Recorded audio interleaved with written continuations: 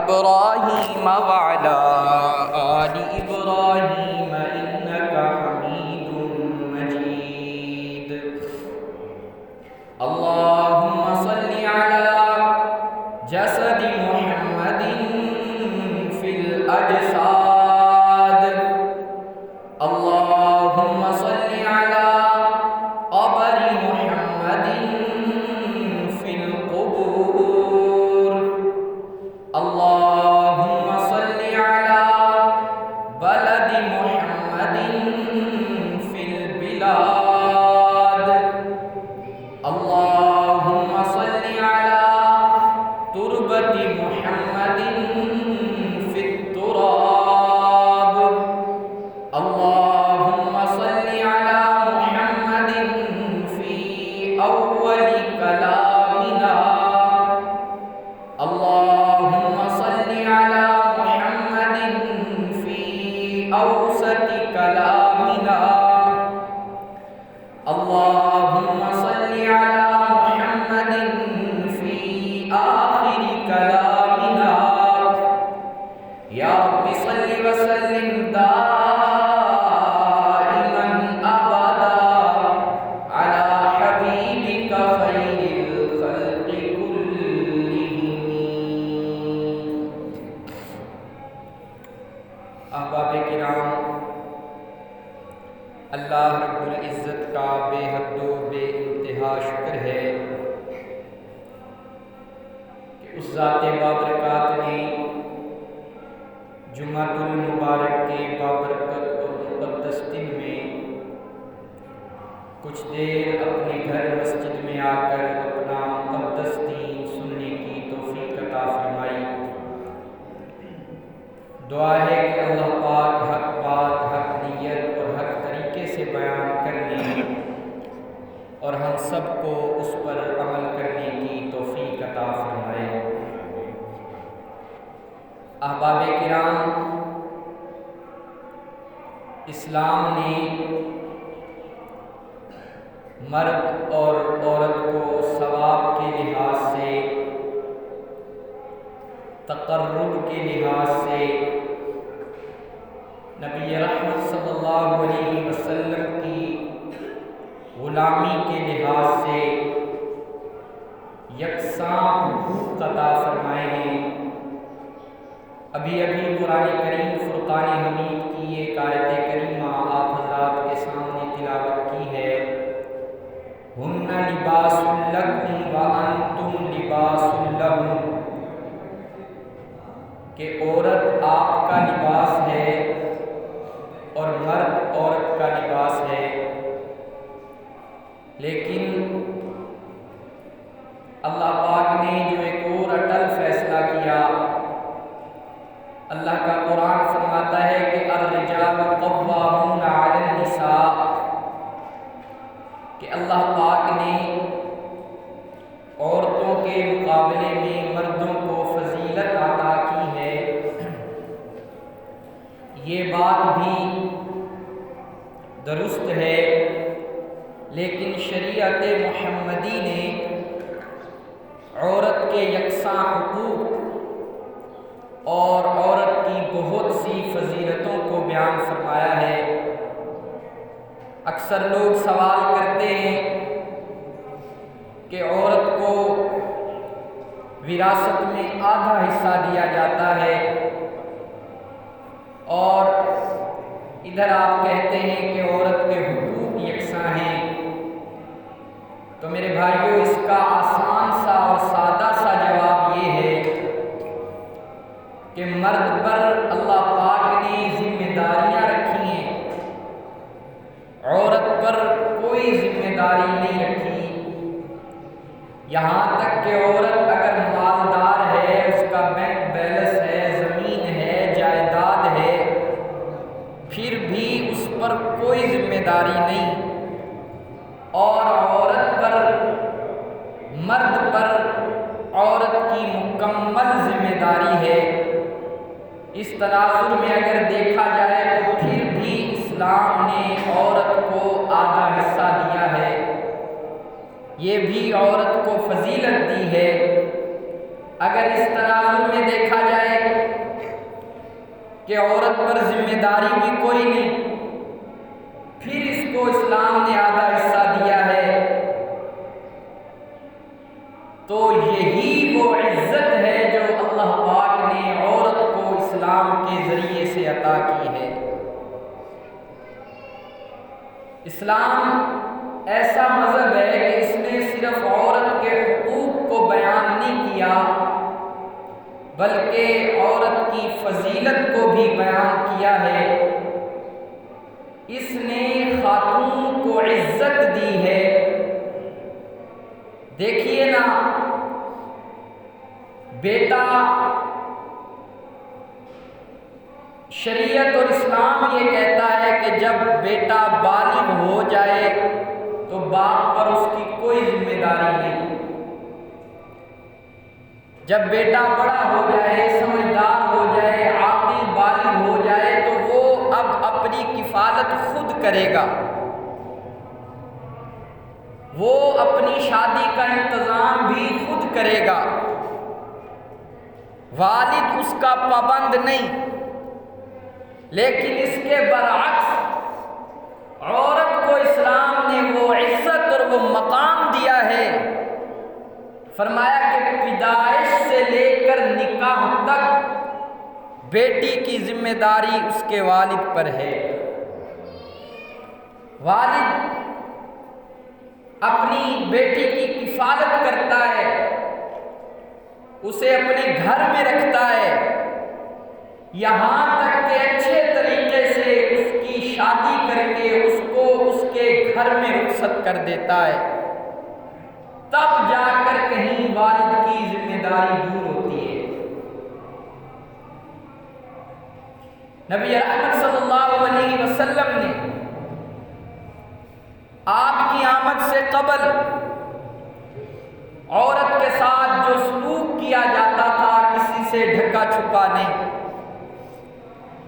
لیکن معلم انسانیت، محسن کائنات محمد عربی صلی اللہ علیہ وسلم جب مبعوث ہوئے تو آپ نے ایک بیٹی کو اتنا رتبہ دیا، اتنا رتبہ دیا، نبی رحمت صلی اللہ علیہ وسلم نے فرمایا کہ جس شخص کی 2 بیٹیاں ہوں اور وہ ان کی اچھی طرح تربیت کرے، ان کی کفالت کرے اور اپنی بیٹی کو اپنے بیٹے پر کوئی فضیلت نہ دے، دونوں کے ساتھ یکساں سلوک کرے اور پھر ان 2 بیٹیوں کی شادی کر دے، اللہ کے حبیب نے فرمایا کہ کل قیامت کے دن وہ میرے ساتھ اس طرح کھڑا ہوگا جس طرح یہ 2 انگلیاں جڑی ہوئی ہیں۔ حضرت عائشہ صدیقہ رضی اللہ تعالی عنہ فرماتی ہیں کہ میں اپنے گھر میں بیٹھی تھی، ایک خاتون آئی، اس خاتون کے ساتھ اس کی 2 معصوم بیٹیاں تھیں۔ آ کر کے اس خاتون نے عرض کی کہ اے عائشہ، اے اماں جان، ہم کئی دنوں سے فاقے میں ہیں، ہمیں کھانے کے لیے کچھ دیجئے۔ جناب عائشہ صدیقہ نے 3 کھجوریں اس عورت کو دیں۔ کتب میں لکھا ہے کہ ہی 3 کھجوریں تھیں جو اماں عائشہ نے اس عورت کو دے دی، اور بڑا عجیب منظر تھا۔ اس عورت نے، اس خاتون نے 2 کھجوریں تو اپنی ان بیٹیوں 2 بیٹیوں میں تقسیم کر دیں، اور جو تیسری کھجور تھی اس کو برابر میں توڑا، مساوی طریقے سے اسے توڑ کر آدھی اس بیٹی کو کھلا دی اور آدھی اس بیٹی کو کھلا دی۔ حضرت اماں عائشہ صدیقہ رضی اللہ تعالی عنہ فرماتی ہیں کہ مجھے بڑا تعجب ہوا، اس کی یہ بات میرے دل پر لگی اور سارا دن اس کی یہ بات میرے دل و دماغ سے نہ اتر سکی۔ شام کو حبیب کریم صلی اللہ علیہ وسلم جب گھر تشریف لائے میں نے اللہ کے حبیب سے یہ سارا ماجرا عرض کیا۔ اللہ کے حبیب بڑی دیر تک میری یہ بات سنتے رہے اور میری اس بات کا لطف لیتے رہے۔ کافی دیر مجھے دیکھنے کے بعد اللہ کے حبیب نے ارشاد فرمایا کہ اے عائشہ، اللہ پاک اپنے کسی نہ کسی بندے کو اپنی بیٹیوں کی وجہ سے آزمائے گا۔ جو بندہ اپنی بیٹیوں کی آزمائش میں پورا اترا، اللہ پاک اسے بغیر حساب کتاب کے جنت میں داخل فرمائے گا۔ اتنا بڑا اجر و ثواب بیٹی پر۔ اور بڑی پیاری بات فرمائی، فرمایا کہ عورت کی زندگی کے 3 مرحلے ہیں، 4۔ عورت کی زندگی کے 4 مرحلے ہیں۔ کتنے مرحلے؟ 4۔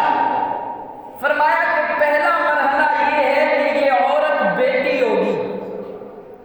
جب یہ بیٹی ہوگی تو اس کے سر پر عصمت کی چادر ہوگی۔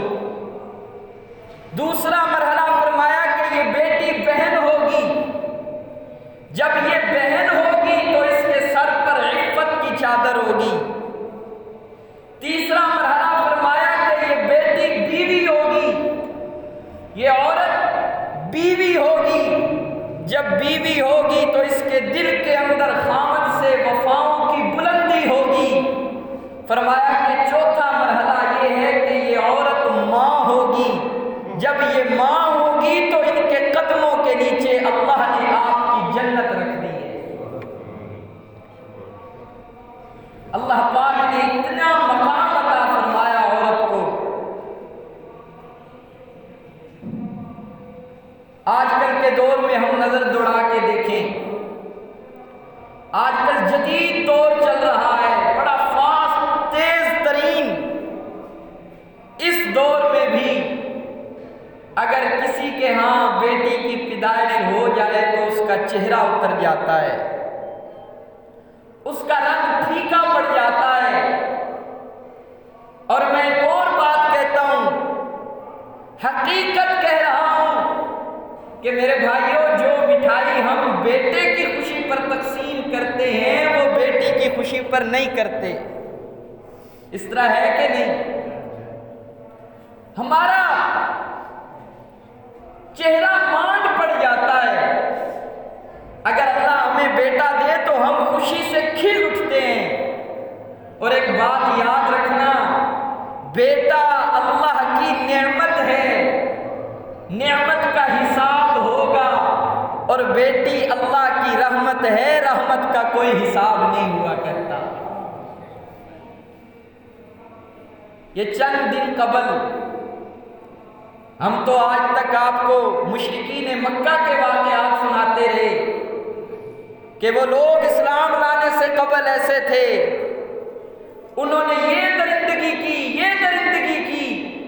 میرے بھائیوں، آپ کے اسی پاکستان میاں والی کے علاقہ میں ایک سفاک باپ نے اپنی 7 دن کی بیٹی کو گولیاں مار مار کے موت کی گھاٹ اتار دیا، صرف اس لیے کہ اللہ نے پہلی بیٹی کیوں دی ہے، مجھے بیٹا کیوں نہیں دیا۔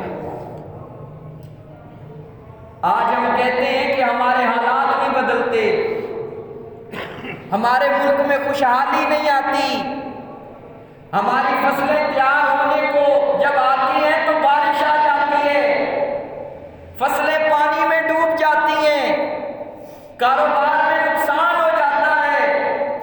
میرے بھائیوں، ہمارے اعمال ہی اس طرح کے ہیں۔ آج ہم کسی تھڑے پہ، کسی گلی کی نکڑ پہ بیٹھ جائیں، حکمران ٹھیک نہیں، مہنگائی ہو گئی ہے، اور لکھا ہے کہ جس طرح کے رعایا کے کرتوت ہوں گے، رعایا کے اعمال ہوں گے، اللہ پاک حاکم بھی اس طرح کا مسلط کریں گے۔ ہم خود اپنے آپ کو بدلیں، ہم کیوں نہیں اپنے آپ کو بدلتے؟ ہم دوسرے پر تنقید کرتے ہیں، یہ ایسا ہے، یہ ویسا ہے۔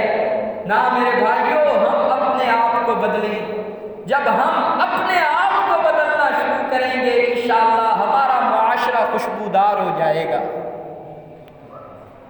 یہ کوئی چھوٹی درندگی نہیں ہوئی۔ آپ اپنے ضمیر سے پوچھ کر بتائیے کہ کیا اللہ کا عرش نہیں ہلا ہوگا؟ وہ معصوم بچی جو گناہوں سے پاک ہے، جو کسی سے گلہ بھی نہیں کر سکتی۔ اللہ اکبر۔ ایک شخص آیا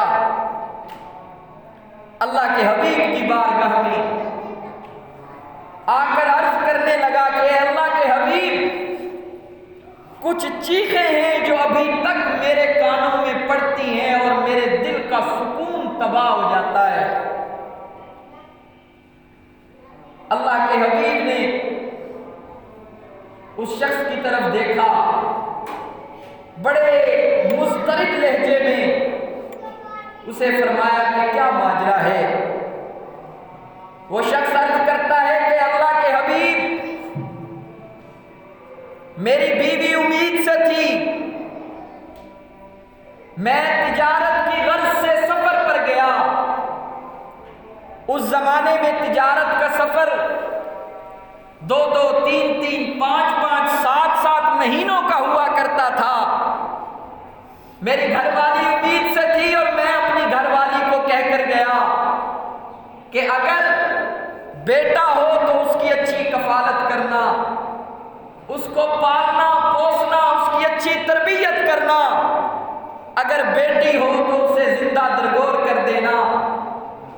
وہ شخص اللہ کے حبیب سے عرض کرتا ہے کہ اللہ کے حبیب، میں تجارت کی غرض سے چلا گیا، جب 6-7 ماہ کے بعد میں گھر آیا تو میں نے اپنی بیوی سے کہا کہ لاؤ مجھے وہ اپنا بیٹا دکھاؤ۔ اس عورت نے کہا کہ وہ تو بیٹی اللہ نے دی تھی اور میں نے وہ زندہ درگور کر دی ہے۔ وقت گزرتا گیا، ایک دن وہ بیٹی اس باپ کے گھر آئی، والدہ نے وہ بیٹی اپنے ہمشیرہ کے گھر میں چھپا کے رکھی ہوئی تھی۔ اب وہ چاند سی گلاب کے پھول کی طرح کھلی ہوئی بیٹی گھر آئی۔ جب والد نے اسے دیکھا تو خون نے جوش مارا۔ اس بیٹی نے اپنی توتلی زبان میں کچھ باتیں کی اور وہ اس معصوم بچی کے الفاظ شبنم کے قطرات کی طرح میٹھے بن کر اس والد کے دل میں گزرتے گئے۔ والد نے کہا اپنی بیوی سے کہ کتنے خوش نصیب ہوں گے اس بچی کے والدین جن کے گھر میں اللہ نے یہ چاند سی بیٹی دی ہے۔ وہ جب اپنی اس بچی کو دیکھتے ہوں گے ان کی تھکن کافور ہو جاتی ہوگی۔ گھر والی نے موقع مناسب سمجھا اور اپنے خامد سے عرض کی کہ اے میرے سرتاج، اگر تو یہ چاہتا ہے کہ یہ چاند سی بیٹی تیری ہو تو پھر آج سن لے کہ یہ تیری بیٹی ہے۔ میں نے تیرے ڈر سے اس کو کہیں پہ چھپا کر رکھا ہوا تھا۔ بس خامد نے جب یہ سنا کہ یہ میری بیٹی ہے، اس کی طبیعت میں اضطراب آنے لگا، طبیعت میں غصہ آنے لگا۔ اس نے اب اپنے ذہن کے اندر پلاننگ بنانا شروع کی کہ یہ میری بیٹی ہے، کل میرا کوئی داماد بنے گا، مجھے کسی کا سسر کہلانا پڑے گا، یہ تو میرے لیے بہت بے عزتی کی بات ہے۔ اللہ اکبر۔ اللہ کا حبیب اب یہ ماجرا سن رہا ہے، وہ شخص عرض کر رہا ہے۔ اللہ کے حبیب نے بڑا مضطرب ہو کر اس شخص کی طرف دیکھا، فرمایا کہ پھر کیا ہوا؟ وہ شخص زار و قطار رونے لگا۔ فرمایا کہ اللہ کے حبیب بس کیا ہوا؟ میں نے اس اپنی معصوم سی بیٹی کی انگلی پکڑی، اس کو جنگل کی طرف لے گیا، اس کو درخت کے سائے میں بٹھایا، میں نے اپنے کندھے سے کدال اتاری اور گڑھا کھودنا شروع کر دیا۔ موسم کی کیفیت نے میرے جسم پر پسینے سے شرابور ہو گیا۔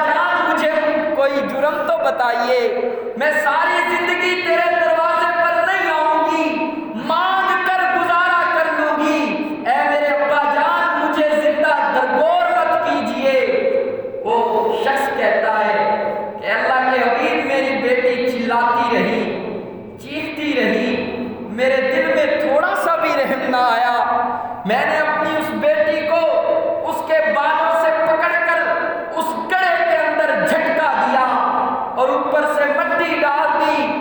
اس نے مجھے آخری چیخ لگا کر ایک آواز دی تھی کہ ابا جان بِأَيِّ ذَنبٍ قُتِلَتْ، مجھے میرا جرم تو بتائیے، آپ مجھے میرے کس جرم میں یہاں چھوڑ کر جا رہے ہیں؟ وہ شخص عرض کرتا ہے کہ اللہ کے حبیب، میں جب بھی رات کو سوتا ہوں، جب یہ آواز میری کانوں میں میری بیٹی کی چیخ پڑتی ہے، میں اٹھ کر کے بیٹھ جاتا ہوں، میری زندگی کا سکون تباہ ہو چکا ہے۔ اللہ کے حبیب نے کہا کہ اے شخص، تو مسلمان ہو چکا ہے، اللہ نے یہ تیرا گناہ تو معاف کر دیا ہے، لیکن میرے سامنے سے اٹھ جا، میرے سامنے نہ بیٹھا کر، مجھے تیری آنکھوں کے اندر اس معصوم بچی کے خون کی سرخی نظر آتی ہے۔ میرے بھائیوں، یہ تو ہم کہتے ہیں نا، یہ تو ماضی کے واقعات ہیں، یہ تو اسلام لانے سے پہلے کی باتیں ہیں۔ آج کیا ہو گیا ہے ہمیں؟ آج کیوں ہم بیٹی کی پیدائش پر پریشان ہو جاتے ہیں؟ تحدیث بن نعمت کے طور پر کہتا ہوں، الحمدللہ اللہ پاک نے مجھے 4 بیٹیاں عطا کی ہیں۔ اس مجمع میں کتنے بھائی ایسے بیٹھے ہوں گے کہ اللہ پاک نے انہیں میری معصوم، میں بھی چھوٹا سا ہوں، ظاہر ہے میری بیٹیاں بھی چھوٹی ہوں گی، خدا کی قسم میں جب بھی کسی سفر سے واپس آتا ہوں، کوئی بیٹی میری انگلی پکڑتی ہے، کوئی میری جوتی اتارتی ہے، یہ ایسی خوشی ہے کہ اگر میں کروڑوں روپے بھی لگاؤں یہ خوشی حاصل نہیں کر سکتا۔ اللہ پاک نے مجھ پر اتنی رحمت کر رکھی ہے کہ مجھے بیٹیاں عطا کر رکھی ہیں۔ ہم اللہ کا شکر ادا کریں۔ ہم کیوں نہیں اللہ کی رضا پہ راضی ہوتے؟ ہم کہتے ہیں کہ ہماری بگڑی نہیں بنتی، ہمارے کام نہیں سنورتے، ہمارے معاملات بگڑے جاتے ہیں۔ میرے بھائیوں، ہم تو اللہ کی رضا پر راضی ہونا سیکھیں۔ خدا کی قسم، جس دن ہم اللہ کی رضا پر راضی ہو گئے، ہمارے سارے معاملات اللہ کی طرف سے سیدھے ہو جائیں گے۔ قرآن کریم میں اللہ پاک نے کیا فرمایا؟ توجہ کیجئے گا۔ فرمایا وَإِذَا بُشِّرَ أَحَدُهُم بِالْأُنثَىٰ ظَلَّ وَجْهُهُ مُسْوَدًّا وَهُوَ كَظِيمٌ۔ رب العالمین نے فرمایا کہ کتنے نادان ہیں یہ لوگ کہ جب بیٹے کی پیدائش ہوتی ہے تو خوش ہو جاتے ہیں، اور جب بیٹی کی پیدائش ہوتی ہے ان کے چہرے زرد پڑ جاتے ہیں۔ ایک اور مقام پر فرمایا یَهَبُ لِمَن يَشَاءُ إِنَاثًا وَيَهَبُ لِمَن يَشَاءُ الذُّكُورَ۔ بیٹے اور بیٹیاں دینے والا کون ہے؟ نہیں، سب بھائی نہیں بولے، محبت سے اللہ کا نام شدت سے ضرب لگا کے، بیٹے اور بیٹیاں دینے والا کون ہے؟ یہ اللہ کی مرضی ہے۔ اگر وہ چاہے تو کسی کو بیٹیاں عطا کرتا ہے، اگر وہ چاہے تو کسی کو صرف بیٹے عطا کرتا ہے۔ ایک اور مقام پہ فرمایا کہ وَيَجْعَلُ مَن يَشَاءُ عَقِيمًا، اور یہ بھی اللہ کی مرضی ہے، نہ وہ کسی کو بیٹا دیتا ہے اور نہ بیٹی دیتا ہے۔ فرمایا کہ تم اپنے زور لگا لو، آستانوں پر چلے جاؤ، گلوں میں تعویذ لٹکا لو، بھاری بھاری دم کروا لو، لیکن اولاد دینے والا کون ہے؟ اولاد کا ٹپو کس کے ہاتھ میں؟ اللہ اکبر۔ ایک بڑی پیاری حدیث میرے ذہن میں آ گئی۔ نبی رحمت صلی اللہ علیہ وسلم نے فرمایا کہ اللہ پاک جب کسی خاتون کو بیٹی عطا کرتا ہے تو ایک فرشتہ اترتا ہے، ہرے رنگ کے اور وہ فرشتہ آ کر خاتون کو تسلی دیتا ہے کہ اے خاتون، اگر آج تیرے بدن سے بیٹا پیدا ہوا ہوتا تو بڑی دنیا خوشیاں مناتی، تو پریشان نہ ہو، اللہ نے اگر تجھے بیٹی دی ہے، تو بھی کمزور ہے اور تو نے جس جنس کو جنا ہے وہ بھی کمزور ہے، اور میں اللہ کی طرف سے یہ خوشخبری لے کر آیا ہوں، جو بندہ تیری اور تیری اس بیٹی کی کفالت کرے گا، کل قیامت کے دن اللہ اس کا ساتھی ہو جائے گا۔ کل قیامت کے دن اللہ اس کا ساتھی ہو جائے گا۔ ایک صحابی رسول نے نبی رحمت صلی اللہ علیہ وسلم سے سوال کیا کہ اللہ کے حبیب، ہم صدقہ دیتے ہیں، اللہ کے راستے میں خرچ کرتے ہیں، ہمیں بتائیے کہ سب سے افضل صدقہ کیا ہے؟ میرا سوال سمجھ میں آیا؟ سب سے بلند آواز سے، سب سے افضل صدقہ کیا ہے؟ اللہ کے حبیب کا جواب سنیے اور اپنے دل کی تختی پر لکھیے۔ اللہ کے حبیب نے ارشاد فرمایا کہ اگر کسی کی بیٹی اس کو اس کے گھر سے طلاق ہو جائے یا وہ بیوہ ہو کر پھر دوبارہ اس والد کے گھر پہ آ جائے اور یہ والد اس کے اوپر پیسے لگائے، خرچ کرے، سب سے بڑا صدقہ یہ ہے، سب سے بڑا صدقہ یہ ہے۔